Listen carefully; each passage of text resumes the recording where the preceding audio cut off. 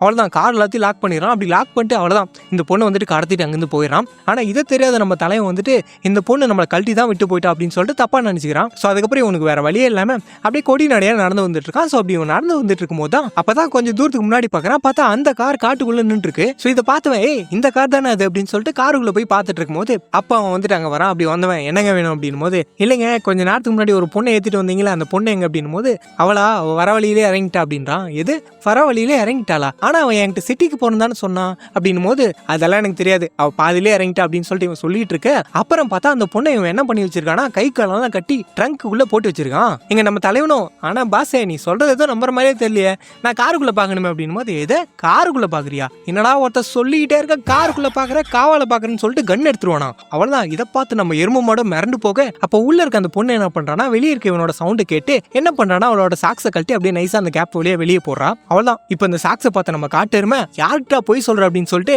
அவன் நைஸா டைவர்ட் ஆகிற அந்த சமயம் அவனை பிடிச்சி அடிச்சிடறான். அடிச்சு கன்னெல்லாம் வாங்கிடுறான். அதுக்கப்புறம் இந்த இடத்துக்கு போலீஸ் எல்லாம் வந்து சைக்கோவை அரெஸ்ட் பண்ணிடுறாங்க. இந்த பொண்ணை இவன் சேவ் பண்ணிடுறான்.